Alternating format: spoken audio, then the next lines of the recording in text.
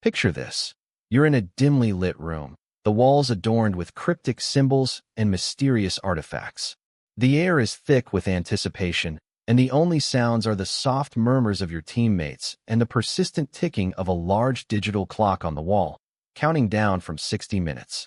This is where our story begins, in the heart of Cryptic Conundrums, the most challenging escape room in the city. My name is Alex, and I've always been a puzzle enthusiast. From crosswords to Rubik's Cubes, if it requires solving, I'm drawn to it like a moth to flame. That's why when my friend group suggested we try the new Egyptian tomb-themed escape room downtown, I was the first to sign up. Our team consisted of 5 people: myself, my 2 college friends Mia and Tyler, Tyler's girlfriend Rachel, and Jamie. Jamie. I should probably tell you about Jamie. We met 6 months ago at a board game cafe. I was there for the weekly strategy game tournament, and Jamie walked in looking for opponents for a new puzzle game. Our eyes met across the room, and something just clicked. Since then, we'd developed this strange, tension-filled friendship. We'd meet for coffee to discuss puzzle theories, send each other brain teasers at midnight, and spend hours debating the optimal strategy for everything from chess to Tetris. But despite the obvious chemistry, neither of us had made a move to cross that invisible line between friendship and something more.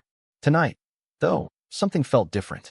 Maybe it was the way Jamie smiled at me when we arrived, or how our hands brushed as we signed the waiver forms. Whatever it was, I could feel a shift in the air between us, like the static electricity before a storm. Little did I know that this escape room would become the catalyst for something I'd been secretly hoping for since the day we met. Let me set the scene properly for you. The escape room was designed to look like the inner chamber of an ancient Egyptian pharaoh's tomb. The walls were painted to resemble sandstone blocks, covered in hieroglyphics and illuminated by flickering faux torches that cast dancing shadows across the room. Artifacts and puzzles were scattered throughout, locked boxes, mysterious mechanisms, and cryptic codes waiting to be deciphered.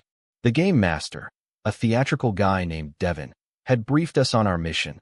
We were a team of archaeologists who had discovered a hidden chamber in the Valley of the Kings.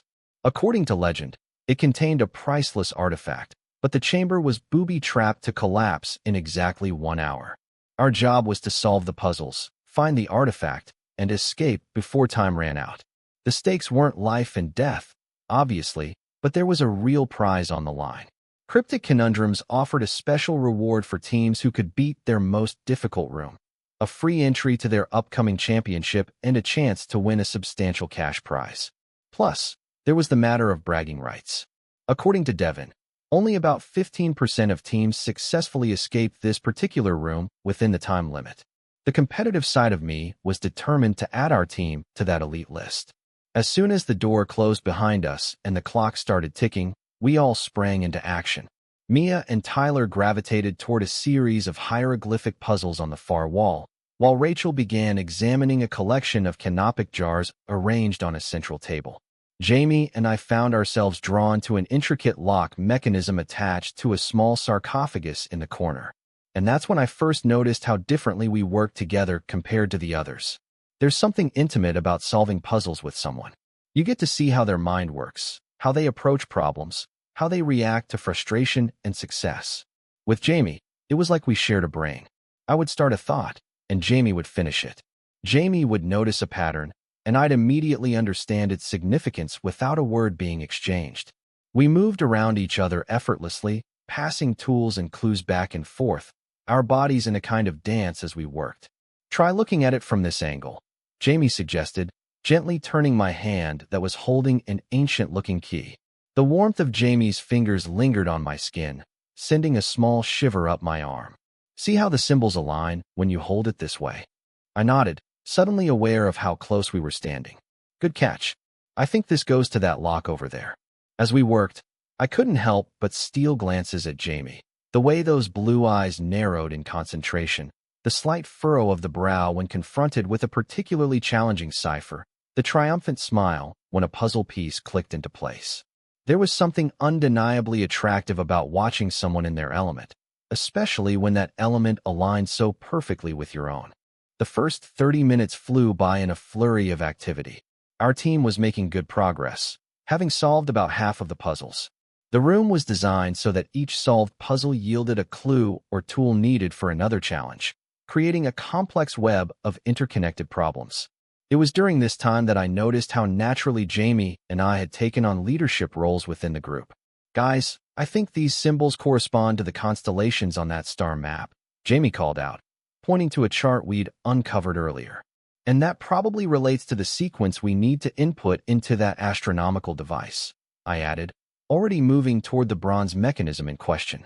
Mia raised an eyebrow at us. You two are scary in sync, you know that? It's like watching a two-headed puzzle-solving monster. Tyler laughed. Seriously, get a room already. Preferably one without timers and riddles. I felt my cheeks flush, and when I glanced at Jamie, I saw a similar pink tinge spreading across those freckled cheeks. Our eyes met briefly, and something unspoken passed between us. Acknowledgement, perhaps, of what everyone else seemed to see so clearly. As we approached the 45-minute mark, the pressure began to mount. We had made significant progress, but there were still several puzzles remaining, and the most challenging ones seemed to be saved for last. The atmosphere in the room had shifted from casual fun to focused determination. Rachel and Tyler were working feverishly on decoding a series of ancient symbols that would supposedly reveal the location of the hidden artifact. Mia was attempting to align a set of mirrors to reflect light onto specific points on the wall. Jamie and I found ourselves tackling what appeared to be the final lock, an elaborate contraption with multiple moving parts that required precise coordination to solve. We stood shoulder to shoulder, fingers working in tandem to manipulate the mechanism. A little to the left, I murmured, guiding Jamie's hand. Now hold it there while I rotate this dial. We've got this, Jamie whispered back, voice steady despite the tension. Just like that puzzle box at the cafe last month. I smiled at the memory. We had stayed until closing time, determined to crack a particularly difficult Japanese puzzle box. The cafe owner had eventually left us with a spare key, telling us to lock up when we finished. We'd solved it at 2 a.m., celebrating with a victory dance in the empty cafe before realizing how late it was. The clock on the wall now showed just 12 minutes remaining, and I could feel my heart racing. The final lock was proving more challenging than we'd anticipated, requiring a combination of physical dexterity and mental acuity that was testing even our well-matched skills. Maybe if we try synchronizing these movements, Jamie suggested, demonstrating a pattern with nimble fingers. You take the outer ring, I'll handle the inner components. I nodded, positioning my hands as directed. On 3. 1, 2, 3. We moved in perfect harmony, our hands dancing over the mechanism with practiced precision. For a moment, nothing happened, and I felt a flicker of disappointment. Then, with a satisfying click, the lock disengaged, and the panel swung open to reveal a hidden compartment. Yes, Jamie exclaimed, turning to me with eyes bright with excitement. The proximity was intoxicating. I could see every detail of Jamie's face, from the light dusting of freckles across the nose to the flecks of gold in those blue irises. We did it, I breathed, unable to look away. The moment was interrupted by Tyler's voice from across the room. Guys, we need that key you just found. We've figured out where the artifact is hidden. Reality crashed back in as we remembered the ticking clock, just 7 minutes remaining. Jamie reached into the compartment and pulled out an ornate golden key, which we quickly brought over to the others. The key fit perfectly into a lock on what appeared to be a small shrine in the center of the room. With a collective breath held, Tyler turned the key, and the shrine's doors swung open to reveal a gleaming golden scarab beetle, the artifact we had been seeking. That's it, Mia exclaimed. Now we just need to place it on the pedestal by the exit to unlock the door. Rachel carefully lifted the scarab and carried it to the indicated pedestal near the exit door. As she placed it in the designated spot, we heard a series of mechanical clicks as hidden gears turned within the walls. The exit door remained closed, however, and a new puzzle panel illuminated beside it. One final test, Jamie murmured, examining the panel. It's a sequence puzzle. We need to arrange these symbols in the correct order to unlock the door. I glanced at the clock. 5 minutes and 23 seconds remained. My mind raced as I studied the symbols, searching for patterns or connections to the puzzles we'd already solved. Jamie was doing the same. Our shoulders pressed together as we leaned in to examine the intricate markings. Wait, I said suddenly, recognition dawning. These symbols match the constellations we saw earlier, but they're in a specific order. Remember that papyrus scroll we found in the first chest? Jamie's eyes widened. The one that told the story of the pharaoh's journey to the afterlife. The constellations marked his path through the night sky. Exactly. I turned to Mia. Do you still have that scroll? She nodded, pulling it from her pocket where she'd stashed it earlier. We quickly unrolled it, and Jamie and I traced the journey described in the ancient text, identifying the correct sequence of symbols. It's Orion first, then Taurus, Sirius, Pleiades, and finally the North Star, Jamie said confidently, already reaching for the panel to input the sequence. With careful precision, Jamie arranged the symbols according to our solution. Each correct placement was met with a small click from within the mechanism.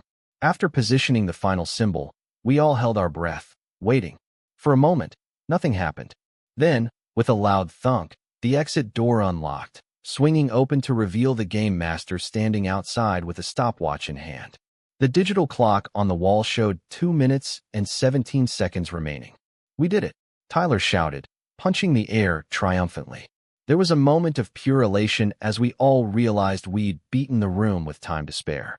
High fives and hugs were exchanged all around, the relief and triumph palpable in the air. I turned to Jamie, ready to share in our victory, when something unexpected happened. Jamie's hand moved to the control panel on the wall, the one the game master had shown us at the beginning, to be used only in emergencies to pause the game. With deliberate movements, Jamie pressed the pause button, freezing the countdown clock at 2 minutes and 17 seconds. The room fell silent as everyone turned to stare in confusion. Pausing the game was against the rules unless there was an emergency or technical issue. I opened my mouth to ask what was wrong, but before I could form the words, Jamie stepped toward me with purpose and determination. I've been wanting to do this for 6 months, Jamie said softly, just loud enough for me to hear. And I don't want to wait another second. Time seemed to slow down as Jamie closed the distance between us. I was vaguely aware of our friends watching, of the frozen clock on the wall, of the game master's surprised expression visible through the open door. But all of that faded into the background as Jamie's hands gently cupped my face, thumbs brushing lightly against my cheeks. There was a brief moment of hesitation, a silent question in those blue eyes seeking permission. My answer came in the form of my hands finding their way to Jamie's waist, pulling us closer together. And then, finally, Jamie's lips were on mine. Let me tell you about that kiss. It wasn't the dramatic, cinematic kiss you might imagine. There were no swelling orchestral sounds, no slow-motion effects, no magical sparkles in the air. Instead, it was wonderfully, perfectly real. Jamie's lips were soft and tasted faintly of the mint gum from earlier. There was the slightest tremor in the hands that held my face, betraying a nervousness that matched the butterflies in my own stomach. It was tender and questioning at first, then deepening as we both realized this was exactly where we wanted to be. The kiss probably lasted only seconds, but in my mind, it stretched into a perfect moment outside of time. When we finally pulled apart, I was breathless, my heart pounding so loudly I was sure everyone could hear it. Jamie's eyes searched mine, a mixture of vulnerability and hope reflected in them. I've been solving puzzles my whole life, Jamie whispered, but you're the most fascinating one I've ever encountered. A laugh bubbled up from somewhere deep inside me, part joy, part relief, part the absurdity of the situation. You paused an escape room countdown for that line? Jamie grinned, the tension breaking. Too cheesy. Perfectly cheesy, I replied, unable to stop smiling. And perfect timing. Our moment was interrupted by a slow clap from the doorway. The game master, Devin, was leaning against the frame with an amused expression. In 10 years of running escape rooms, that's definitely a first. Technically, unauthorized pausing is against the rules. My stomach dropped, thinking we might be disqualified after all our hard work. But I'm a sucker for romance, he continued with a wink. Clock still paused. You've got 2 minutes and 17 seconds left when you're ready to make your official exit.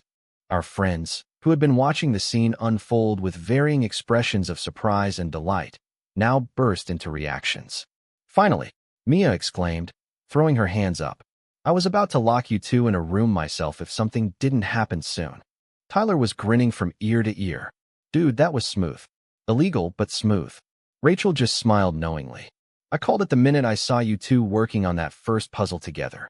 The way you looked at each other, it was just a matter of time. Jamie's hand found mine, fingers intertwining naturally as if they'd been doing it for years. Should we finish this escape room properly now? I squeezed the warm hand in mine, still trying to process everything that had just happened. Let's do it. With a nod to Devon, Jamie reached over and unpaused the clock. The digital numbers resumed their countdown, and we all walked through the exit door together, completing our escape with 1 minute and 45 seconds to spare. In the debriefing room afterward, Devon officially confirmed our success and presented us with certificates and the promised entry to the championship event. There was champagne for celebration, and as we toasted our victory, I couldn't help but feel we had won something far more valuable than just an escape room challenge. Later, as we walked through the city streets under a canopy of stars, Jamie and I lingered behind the others, our hands still joined, shoulders brushing with each step. The night air was cool, but I felt warm from the inside out. So, Jamie said, breaking the comfortable silence between us. About what happened back there. I felt a momentary flutter of anxiety. Was this the part where Jamie expressed regret? Suggested we forget it happened and go back to being just friends? I should probably apologize for the dramatic gesture, Jamie continued, thumb tracing circles on the back of my hand. But I'm not sorry I kissed you. I've wanted to do that since the day we met. Relief and happiness washed over me. Why didn't you? Jamie shrugged, looking uncharacteristically shy. Fear, I guess. Fear of ruining what we already had. You're my best friend, Alex. The person who gets me like no one else ever has. I didn't want to lose that. I stopped walking, turning to face Jamie fully. The streetlight above cast a soft glow, illuminating those features I'd come to know so well. The curve of the lips that had just kissed mine, the expressive eyes that could communicate volumes without words, the stubborn cowlick in the hair that never stayed in place. You couldn't lose me, I said softly. Don't you see? We're like those puzzles we solved together, two pieces that fit perfectly. I've just been waiting for you to see it too. Jamie's smile was like the sun breaking through clouds. So what happens now? Well, I said, pretending to consider seriously. I think traditional dating protocol suggests dinner and a movie. But since when have we ever been traditional? True, Jamie laughed. We could go back to my place and try to solve that impossible Japanese puzzle box I ordered last week. Puzzles and takeout at midnight? Now that sounds like the perfect first date. And so we did exactly that. We spent the night huddled over Jamie's coffee table, surrounded by Chinese food containers, working together to crack the puzzle box until the early hours of the morning. When we finally solved it at 3 a.m., the tiny compartment opened to reveal a note Jamie had placed inside earlier. Will you be my player too? My answer, of course, was yes. In the weeks that followed, our relationship evolved naturally, as if it had always been heading in this direction. We still met for coffee to discuss puzzle theories and sent each other brain teasers at midnight. But now those coffee meetings ended with kisses that tasted of caramel lattes, and those midnight texts were sent from the same bed. We still debated the optimal strategy for everything from chess to Tetris, but the stakes often involved who would make breakfast or choose the movie for date night. And as for the escape room championship, our team not only participated but won the grand prize, setting a new record time for the most difficult room. The prize money funded our next adventure, a puzzle hunting trip to Japan, where we visited puzzle cafes, attempted escape rooms in a language neither of us spoke, and got lost in the beautiful complexity of Tokyo's streets. But that's another story for another time. What matters is that sometimes, the most important puzzles in life aren't found in escape rooms or strategy games. They're found in the people who challenge us, who complement our strengths and weaknesses, who make us better versions of ourselves. Jamie was my most important puzzle, and that pause in the countdown, that moment when time stood still in a fake Egyptian tomb, was when all the pieces finally fell into place.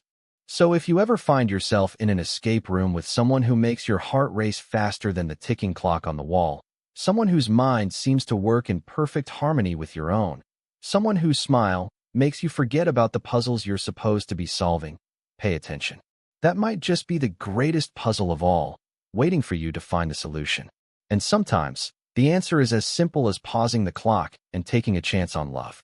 Total_char_count. 18,748.